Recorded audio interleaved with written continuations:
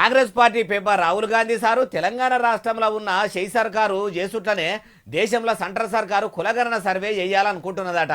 కులగణన సర్వే చేయమని రాహుల్ గాంధీ సారు చెప్పేదాకా తెలంగాణలో సర్వే చేయించేదాకా కమల పువ్వు పార్టీలకు తమాన్ తెలియదా అంటే పొన్నం ప్రభాకర్ సారు మాటలు విన్నాక ఏమంటారో అనుండ్రి. పొన్నం సారు కేంద్రంలో పాలనగిరి ఎలుగబెడుతున్న బీజేపీకి కులగణన చేయాలని బిల్కుల్ తెలియదా? కేంద్రం కూడా రాబోయే కులగణనలో జనగణనలో కులగణన కూడా చేయాలనేటువంటి డిమాండ్ తీర్మానం చేసినాం. ఇవాళ ఇది తెలంగాణ రాష్ట్ర ప్రజల విజయంగా, తెలంగాణ రాష్ట్ర ప్రభుత్వ విజయంగా, తెలంగాణ గౌరవ ముఖ్యమంత్రి గారు, ఉప ముఖ్యమంత్రి గారు, మా పార్టీ అధ్యక్షుడు, తెలంగాణ మంత్రివర్గము, శాసనసభ్యులు, అన్ని రాజకీయ పార్టీల తీసుకున్నటువంటి చొరవ దేశానికి మార్గదర్శకత్వమైంది. బస్సుల మంత్రి కమ్ బీసీ మంత్రి పొన్నం ప్రభాకర్ సార్ ఏమంటున్నాడో, ఒక బీసీ మంత్రే కాదు తెలంగాణ కాంగ్రెస్ పార్టీ పెబ్బకం ఎమ్మెల్సీ మహేష్ కుమార్ గౌడ్ సార్ కూడా ఇట్లా అనుకోవచ్చుండు. ఇనుండ్రి.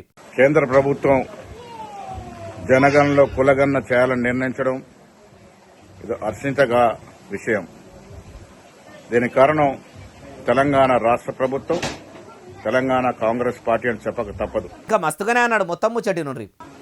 దేశంలోనే రాహుల్ గాంధీ గారి ఆదేశం మేరకు మొట్టమొదటిసారిగా రాష్ట్రంలో కులగణన చేపట్టి ఏ జనాభా ఎంత శాతం ఉంది, ఏ కులం వారు ఎంత శాతం ఉన్నారని తేల్చి చెప్పినటువంటి ఘనత తెలంగాణ రాష్ట్ర ప్రభుత్వానికి. అయ్యా మంత్రి Ponnam Prabhakar sir, MLC Mahesh Kumar Goud sir, మీ సర్వే ఎంత చక్కదనంగా ఉన్నదో, మీ పాలనగిరి ఎంత పవిత్రంగా నడుస్తుందో, నిన్నగాక మొన్న ఓ వికలాంగుని తల్లి నా కొడుకును చంపేయిండ్రని ముఖాన కొంగుబెట్టి ఏడ్చుడు చూస్తేనే ఎరకైంది. మీ ఎన్యూమరేటర్లు ఎంత చక్కదనంగా సర్వే చేసిర్రో, మీరెంత చక్కదనంగా చేయించిర్రో, అరువులను ఎట్లా గుర్తించిర్రో తెలిసిపోతుంది.